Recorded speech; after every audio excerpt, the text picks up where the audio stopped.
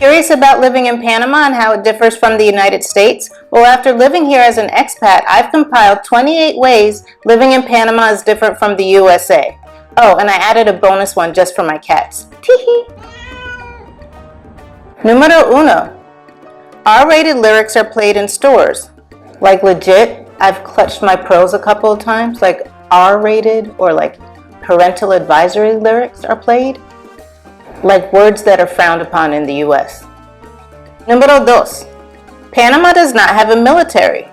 Panama's constitution prohibits a traditional military to promote stability and prevent the misuse of military power.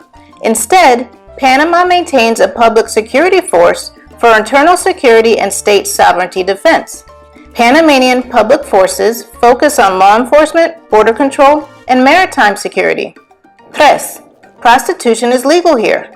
Prostitution in Panama is legal and regulated. Prostitutes are required to register and carry identification cards. Cuatro. Healthcare. Several doctors here use WhatsApp, and they just seem to care much more.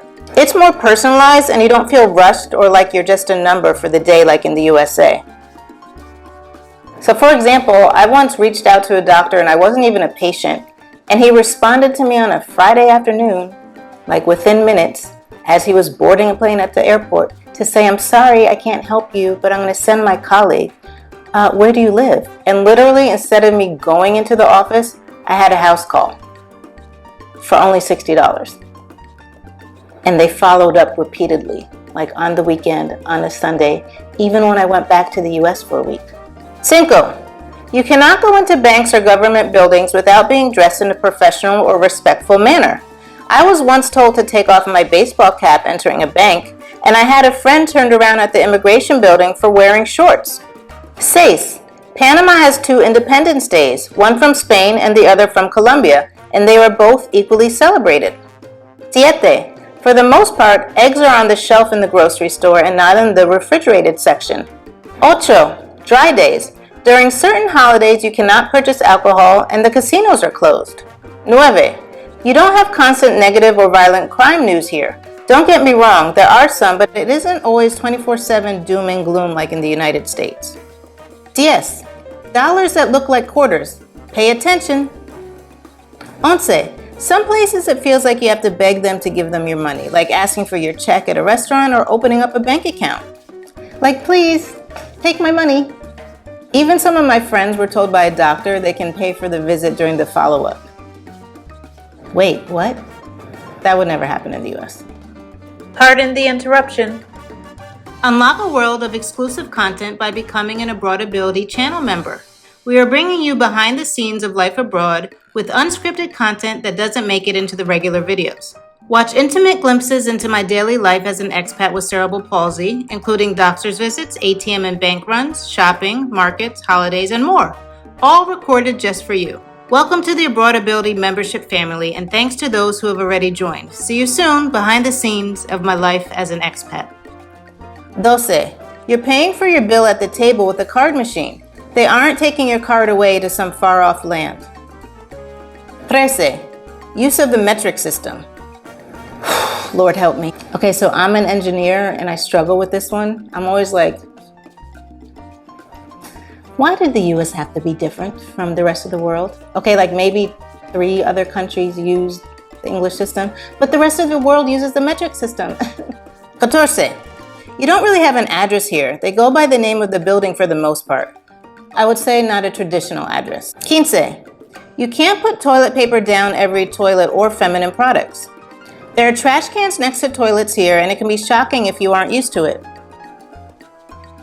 So this one is near and dear to my heart because I used to work in wastewater treatment, and what you flush down the toilet actually goes somewhere. It doesn't magically poof, disappear down the drain. It goes to a treatment plant, and it has to be removed. If not properly removed at a treatment plant, these items potentially can end up in the waterways. So these things are gross to look at, and I had to look at them. 16. Flying back to the US, you're going to go through double security. Don't get a drink because you can't board the plane with it. They of course don't tell you this, so many end up wasting money at the airport. 17. Police checkpoints. This can be jarring or intimidating to see armed police on the highway during checks with large guns, but after a few times I got used to it. They aren't looking for me. 18. Racism here is different than it is in the United States. It isn't as in your face. Several Panamanians will say it's more classism. I actually think it's both racism and classism, but it depends on your own personal lens. 19. Some of the hot dogs and sausages here come individually packaged with plastic. I figured I would add this one in here since the US is known for hot dogs. 20. Construction and trade standards are very different here. Oh my gosh, I gasped when I saw him. 21. ADA standards. I don't know what to call it globally, so I'll just call it disability standards. But the height of the distance between stairs, the height of sidewalks, ramps, slopes, whether stairs have railings or not, are not standard here. Walk with caution. 22. This one is more global than one for the United States, but this is the symbol of the Guna tribe here. Many people pause when they see this symbol here. Just understand that this is their symbol. 23. Pack your patience. When people say we'll get to it tomorrow, it could be tomorrow. Doubt it. Could be next week or in 2 weeks. I've yet to see a New York minute here. 24. Most apartment buildings here you're renting from the landlord and not a management company. 25. Trash is more of an eyesore in Panama, and it's more in your face, which I struggle with on numerous levels. 1, as an environmental professional, and 2, it can be in plain sight in certain neighborhoods and amongst all of this beauty. 26. People of certain faiths and races feel safer and more accepted here than they did in the United States. 27. Celebrations here are extremely prideful and you just feel the energy.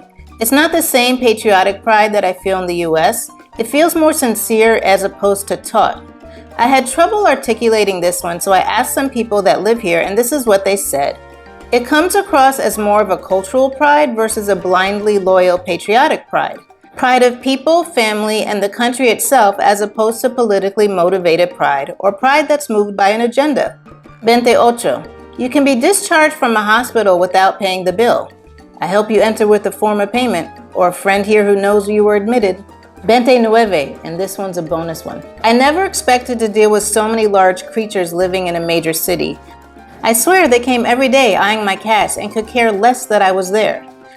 I had to hold Molly back several times trying to shoo them away in vain. These guys are big and scary. I'm a city girl. Why are they here? As opposed to class my nope. National merit insert and races. Alright. Very communicative. Oh gosh, I almost fell.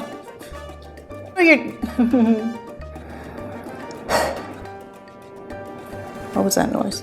Call it global. 23. Pack your patience. To be hip. If you enjoy this type of content and found, oh my gosh, okay. If you enjoy this type of content and found this video to be helpful, please subscribe or consider becoming a channel member. Here's another video that you might enjoy. See you in the next one.